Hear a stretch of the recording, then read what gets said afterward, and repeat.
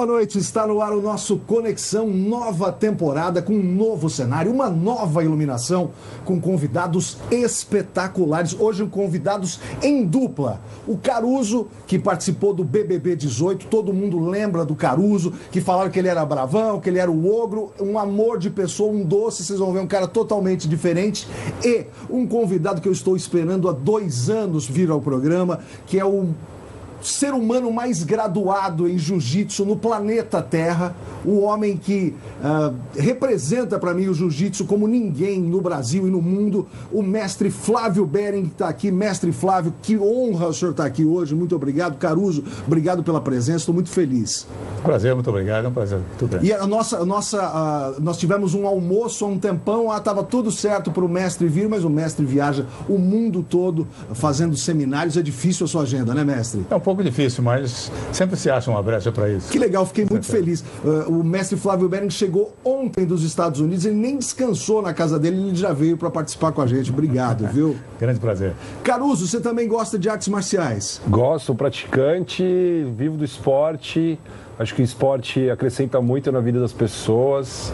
E é isso. Muito Sou legal. fã do Flávio. O Flávio Behring é uma lenda no jiu-jitsu, né? Fiquei muito honrado de dividir o programa com ele aqui. A gente estava nos bastidores, parecia que a gente já se conhecia há um mas é assim tempão, mesmo. né, mestre? Ele é assim mesmo, né? Muito. O mestre, o que é diferente, eu vejo assim com alguns mestres de outras artes marciais, é que o senhor é um executivo de multinacional, um cara poliglota, um cara com um nível cultural altíssimo e que, além de tudo isso, é mestre de jiu-jitsu. Na verdade, a minha vida começou no jiu-jitsu, né? Mas depois eu segui um rumo diferente na vida privada, profissional, participando exatamente, me envolvendo em empresas grandes, multinacionais e tal. E eu acho importante que haja um lastro cultural em qualquer atividade, e principalmente no jiu-jitsu. Acho que a gente precisa ter um pouco mais de consistência cultural e experiência de vida para que a gente possa dar uma contribuição maior. Agora, no caso do jiu-jitsu especificamente, para mim fez parte da minha vida e constituiu meu alicerce primordial, que foi exatamente o autocontrole e o equilíbrio emocional. O senhor me contou, quando a gente teve aquele nosso almoço, que o senhor era um menino com asma, que queria fazer alguma coisa e o seu pai levou o senhor na casa do Hélio Gracie, que por si só já é um acontecimento, né? Aprendeu com quem? Com o Hélio Gracie na casa dele. Isso é fora do comum, né? Foi. Meu pai me levou porque as crises de asma eram terríveis. Agora, tem um episódio curioso aí que acontece. Quando eu fui para a casa do Hélio Gracie, era um quartinho pequeno em que não era tatame, era forrado com colchão com uma lona por cima. E as paredes também eram forradas. Então aquilo me dava uma sensação de clausura. Eu estava fechado ali. Claustrofóbico, uma coisa querendo ir embora de qualquer maneira. De qualquer maneira. Tanto que eu tive um período de 3 anos na casa dele com dificuldades. Quer dizer, eu ia com dificuldade, porque toda vez que eu chegava lá, ele dava uma sensação que a crise voltaria. Mas superado. Depois superou e aí eu fiquei bem. O senhor começou com quantos anos na casa do Hélio Gracie? Com 10 anos. Com 10 anos de idade. Meu pai me levou na casa do Hélio e foi curioso, porque eu não sabia nem quem era Hélio Gracie e muito menos no momento em que eu encontrei, meu pai disse, esse é o Hélio Gracie. Sabe? E assim, para quem está vendo isso, o Hélio Gracie, nessa época, já era um dos brasileiros mais conhecidos. Com certeza. Na luta, com certeza, ele era, sei lá, o Pelé da época, o Guga da época. Ele era o brasileiro no esporte que estava... A família Gracie era muitíssimo conhecida. Ele passava na rua, as pessoas paravam para falar com ele, né? Isso era uma grande personalidade, realmente. E, engraçado, como não tinha televisão, era apenas pela imprensa. Jornais, fazia aqueles desafios, desafiava a pessoa de qualquer peso e de qualquer tamanho para lutar. Exatamente. E isso criou uma fama. E como ele tinha os resultados sempre extremamente positivos, que ele ganhava sempre, o resultado disso é que ele ficou famoso. Caruso, você começou nas artes marciais quando? Nos anos 90. O meu primeiro contato foi com o jiu-jitsu em 93 para 94. Foi quando eu ouvia falar do jiu-jitsu. Aí eu falei, eu quero fazer isso aí. Tanto que até meus pais falaram, não vai fazer isso aí não, que é muito violento, porque não tinha muita informação. Né? É uma época pré-internet, né? Era muito um mundo diferente, né? Exato. Aí eu bati o pé, fui lá na academia, levei meu pai viu que não tinha nada a ver, que era muito sério. E aí eu comecei a fazer, cara. Em 93 para 94, aí fui, não parei mais. Aí, acho que foi em 2010, 2011, aí eu dei uma pausa e não voltei mais. Mas aí eu já estava fazendo Muay Thai também já nessa época, aí eu deixei o jiu-jitsu e fui pro Muay Thai. E é gostoso, acho que não é nem só, eu quero ser faixa preta, quero ser mestre. Não, é gostoso para a saúde, né? Tem uma parte da saúde que é muito legal. É um compromisso que você tem com você mesmo, entendeu? Pelo menos eu sempre levei o esporte dessa forma. Então é você superar os seus limites. É você ser o melhor para você mesmo. Não é provar nada para ninguém. É você ser bom. É você ser um bom exemplo, respeitar o seu mestre, respeitar o teu amigo de treino. Sempre levei dessa forma. E acho que quem pratica artes marciais, eu já pratiquei um pouquinho, há uns 30 quilos atrás, eu pratiquei assim um pouquinho, a pessoa fica mais tolerante, né? Porque se acontece uma confusão, e as confusões acontecem, você fica mais tolerante, você tem talvez um autocontrole melhor, não é isso, mestre? É verdade, eu até fui entrevistado agora, recente lá nos Estados Unidos, por um blog, e ele me perguntou, disse, como é que é isso? Você sabe, com esse negócio de comportamento em relação a coisas externas, principalmente as coisas que acontecem nas ruas. E eu tenho um episódio que aconteceu comigo e que me deu um alerta. Quer dizer, isso não faz muito tempo aqui em São Paulo, dirigindo, trânsito complicado, tal, o chefe me fechou, eu encostei do lado dele e disse, mas cara, ele disse, olha, velho, vai para casa fazer crochê. E eu tomei um choque na hora, eu disse assim, caramba, cai em si, porque a coisa é outra. Ele não sabe para quem que ele falou isso, por que ele falou isso, coitado. Então acho que o mais gostoso é ir embora rindo, falando, coitado, imagina se eu desço do carro e falo com ele. Não dá, né? E não tem necessidade, como disse o Caruso, você não tem nada que provar a ninguém. Exato, é para você isso, eu acho que é para o autocontrole. Com certeza. E eu acho que a coisa que acho que popularizou muito o jiu-jitsu é essa forma do mais fraco poder ganhar do mais forte ou poder atrapalhar o mais forte, porque às vezes a pessoa com 20, 30 quilos a menos põe um grandão que nem eu no chão, bobão no chão e acaba em um segundo a brincadeira. É mais a questão do controle, né? É um controle comportamental que eu chamo. Quer dizer, na verdade, se você ataca, pressupõe que você seja maior e mais forte. Ora, o menor se sabe surpreender o adversário, o atacante, fica mais fácil. E domina com facilidade porque os movimentos são rápidos, consistentes e é muito mais, lembre-se bem, é muito mais de domínio, porque não há agressão. É exatamente. Não tem esse negócio de... Agora, o senhor começou com 10 anos a fazer jiu-jitsu e em pouco tempo o senhor virou professor.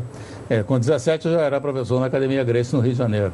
Quer dizer, os 7 anos foi um período de formação, porque é verdade, os 3 primeiros anos na Casa do Hélio foi uma questão um pouco mais de tratamento, não só emocional, porque eu sofria com a asma e sofria, consequentemente, de medo constante, medo de confronto físico e tal. E a criançada tem muito essa coisa de bullying, que era outro nome antes. A criançada é cruel, né? É cruel. Com outras crianças, sempre quer mostrar superioridade de alguma forma, de repente brinca porque um é gordinho, que o outro usa óculos, que um tem o pé torto. Então, assim, a criança é muito injusta, é muito cruel, né? É verdade. E isso eu acho que o jiu-jitsu colabora demais para o comportamento, você saber se comportar.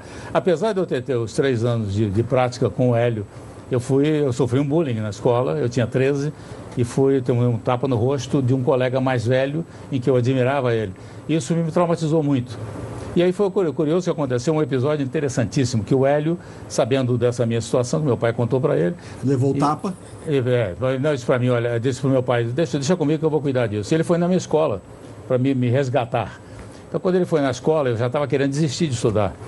Então, ele foi na escola e todo mundo, os colegas do lado, diziam, olha o Hélio está aí, o Hélio Gracie está aí. Era realmente, como você disse antes, era um famosérrimo, né? E aí o pessoal disse, não, eu vim aqui para buscar um instrutor da minha academia.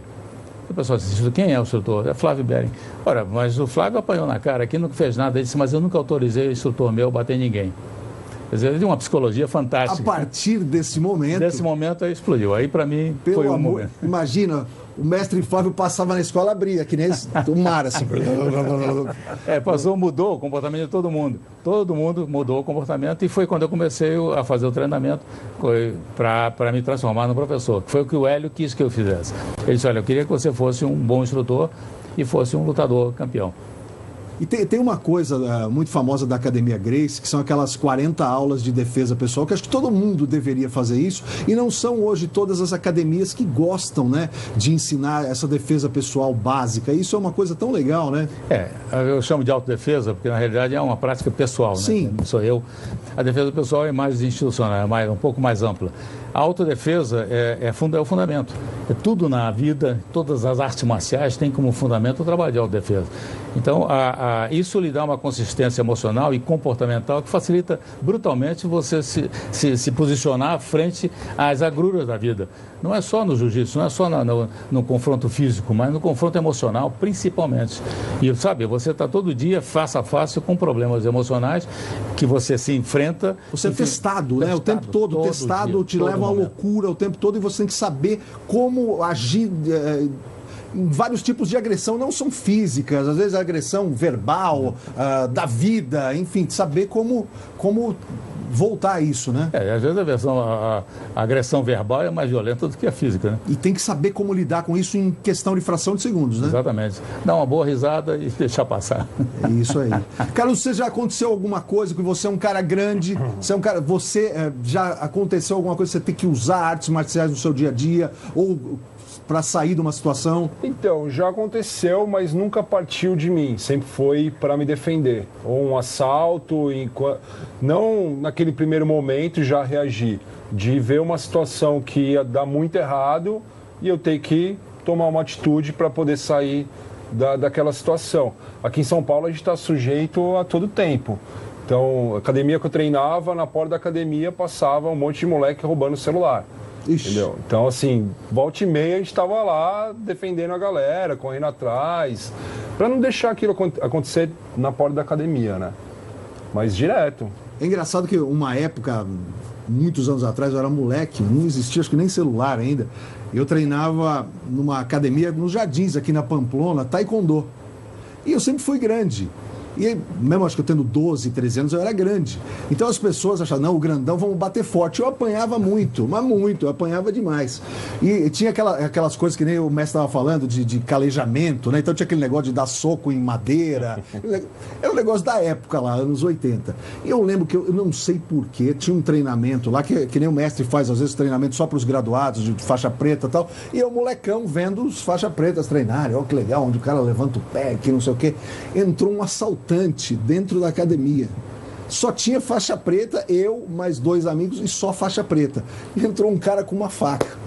Você imagina, parece um ensaio de teatro, né? Você imagina, ninguém matou o cara, mas foi lá e desarmaram em 2 segundos, como se fosse uma criança, e chamaram a polícia. Mas assim, é que a pessoa é completamente alucinada, né? Mestre, o senhor já teve alguma situação envolvendo o jiu-jitsu na sua vida para se defender de algum ataque fora das suas classes? Tive um episódio comigo, eu tinha 17 anos, saindo da escola e passando numa rua, e o senhor estava vendendo limão, tinha uma saca de limão, e eu não sei por que cargas d'água, eu vinha caminhando rápido e pisei no limão, mas que estava fora da saca, né? Pisei e ele reclamou comigo. Pisou no meu limão, vai ter que pagar. Eu já estava cansado, eu queria ir para casa. Aí eu disse para ele, não vou pagar nada, eu vou embora. Aí ele pegou, puxou minha calça e disse, não, se eu pagar, senão vamos ter uma encrenca aqui. Eu digo, então fazer encrenca rápido, que eu tenho que ir embora para casa. Aí ele perguntou, mas aqui tem muito movimento. Eu digo, onde é que você quer, meu filho? Você quer ir lá para a academia? A gente faz, mas onde é que você quer? Não, vamos ali para essa rua. Era uma rua mais calma. Aí fomos para a rua. Ele largou a saca na rua e veio correndo na minha direção. Foi simples neutralizar o ataque dele, mas eu percebi que haviam outros 2 caminhando. Aí sim. E vieram junto para ajudar. Aí a coisa complicou. E foi o juiz que realmente me salvou. Aquilo durou uma eternidade, talvez um minuto, menos de 1 minuto. E que é muito tempo. E que na rua, isso é terrível. Então, e foi bom porque eu consegui neutralizar os 3 e fui embora para casa tranquilo. O senhor falou que o senhor tem 70 anos de jiu-jitsu. De jiu-jitsu, tem 80 de vida. Mas quem no mundo pode ter, em atividade, tem 70 anos de jiu-jitsu hoje, que o senhor lembra? Dificílimo. Eu posso contar nos dedos, existem poucos. Que eu me lembro, existem 2. Com 70 anos de jiu-jitsu, existem 2, que é o Robson Gracie e o João Alberto Barreto. Só? Em vida. Os outros todos têm menos tempo. Quando o senhor começou, não tinha essa coisa da graduação de faixas. Isso veio com o tempo. Não havia. Era todo mundo faixa branca existia uma faixa azul clara, que era de instrutor, e faixa azul escura, que era do professor. Só isso. Isso durante muitos anos foi assim. E hoje em dia, como é que é? Branca, azul? Branca, azul, roxa, marrom e preta. E o senhor é vermelha, 9º grau. É o último grau possível no jiu-jitsu, porque o 10º, somente os irmãos Gracie, os fundadores, é que tinham. Quer dizer, não existe ninguém com possibilidade de atingir o 10º grau. Nem mesmo o Robson Gracie, que é o patriarca da família hoje em dia, que é 9º grau, porque o patamar 10º era só para o pai dele, para o tio dele, para os tios dele. E o senhor chegou a conviver também com o Carlos Gracie? Muito. O Carlos Gracie, que, entre outras coisas, fez a dieta dos Gracie, que é uma combinação de alimentos. O senhor usa essa dieta? Não uso hoje, mas usei. Hoje eu sou vegano, é um pouco diferente, mas eu tive que fazer, porque quando o instrutor da academia era uma parte... É um exemplo, né? Era um exemplo, e era uma exigência, quer dizer, a gente tinha que seguir aquela alimentação, e que era extremamente positiva, fazia muito bem. Porque existem alguns alimentos que, segundo essa dieta, eles não podem ser combinados. Exatamente. E esse aspecto foi um estudo que o grande mestre Carlos desenvolveu, e que é usado até hoje com grande sucesso. Quer dizer, eu não faço porque eu descobri um outro caminho. E que me satisfaz plenamente. Na minha idade, fantástico. Tá, para mim o senhor tem 42 anos, ninguém tira isso da cabeça. Nossos convidados aqui no Conexão, o Caruso, BBB 18, já ele vai contar como ele entrou no BBB 18, o homem da Moca foi para o BBB, e o mestre Flávio Bering está aqui com a gente. Voltamos rapidinho depois do intervalo, não saia daí.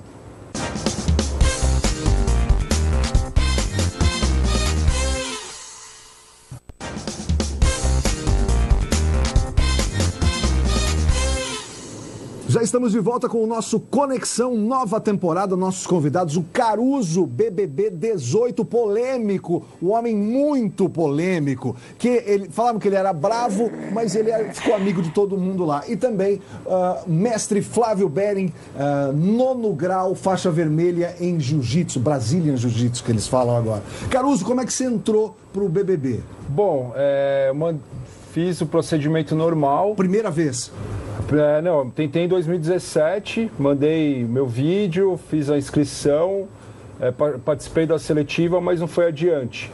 Aí o ano passado eu fiz o mesmo trâmite e aí... Foi para a seletiva de novo? Fui, fiz todo o processo. Como é que normal. é? Tipo uma entrevista com as pessoas da produção? Uma entrevista. Você vai lá, interage com os outros candidatos e aí você vai avançando nas etapas. É como se fosse uma entrevista de emprego. Certo. E aí até que chega a hora de você ir para o Rio e fazer a cadeira elétrica e enfrentar todos os diretores do programa. Aí eu fiz.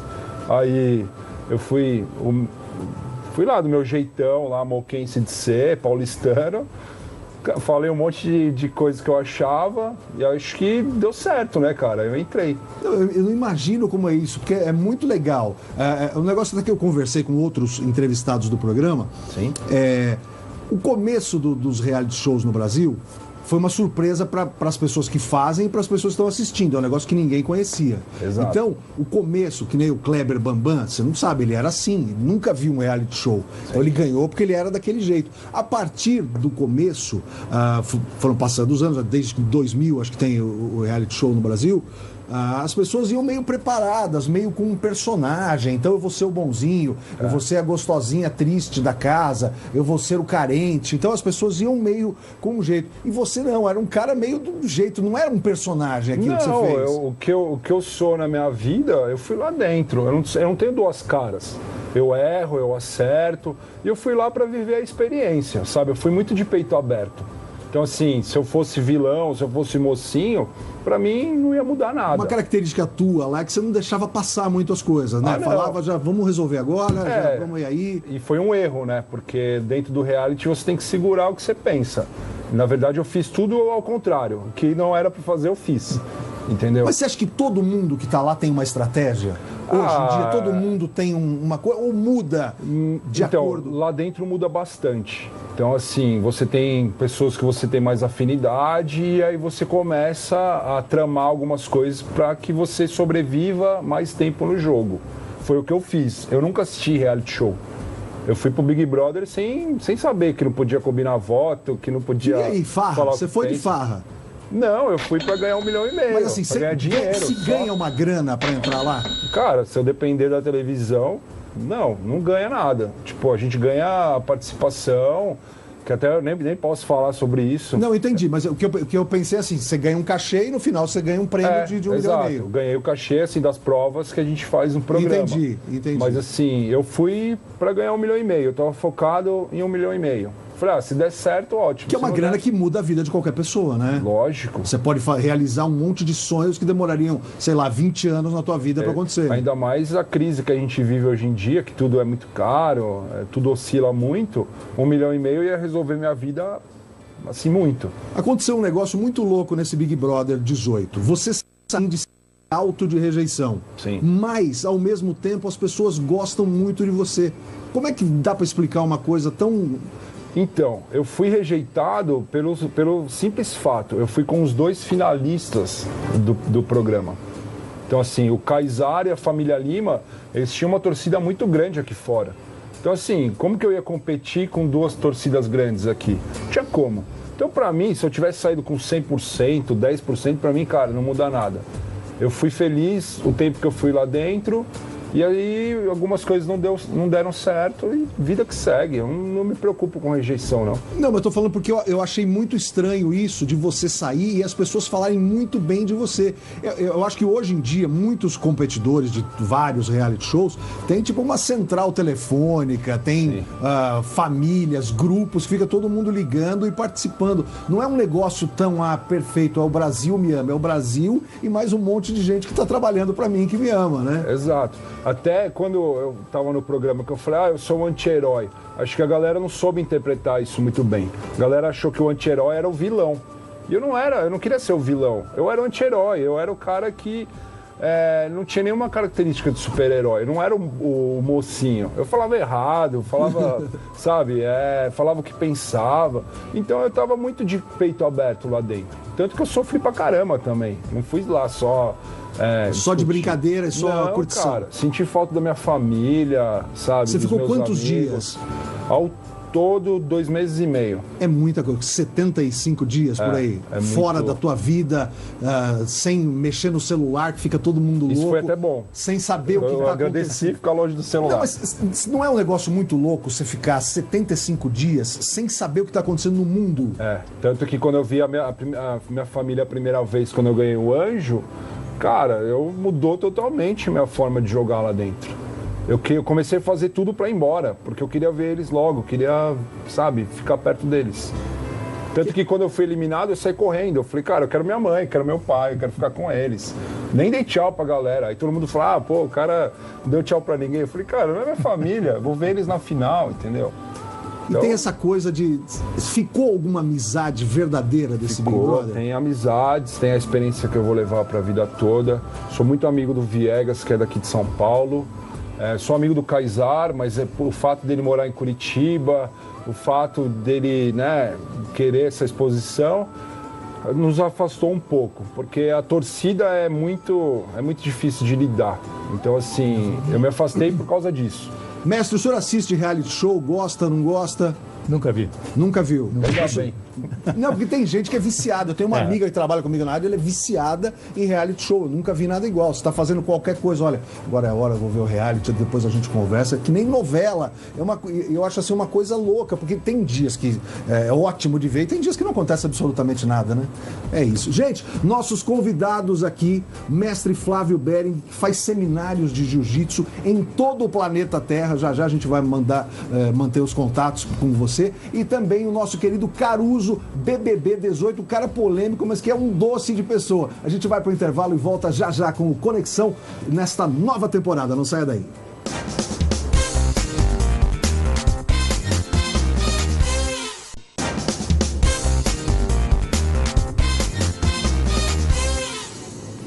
Parte final do nosso Conexão com o mestre Flávio Bering e com o Caruso, BBB 18.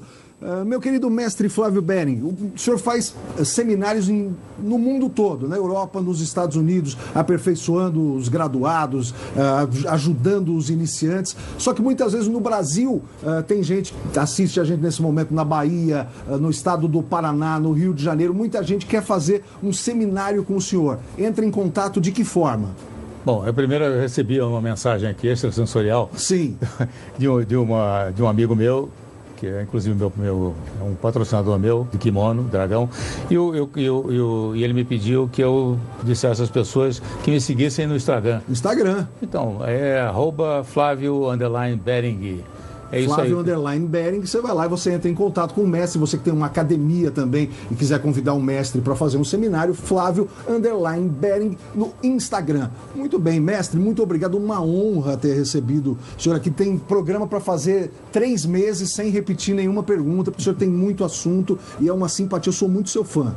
Obrigado, eu também sou seu fã. Poxa, obrigado, viu, mestre? Eu gostei muito. Ainda sonho um dia de colocar o meu kimono faixa branca amarelada para o senhor me dar uma aula particular.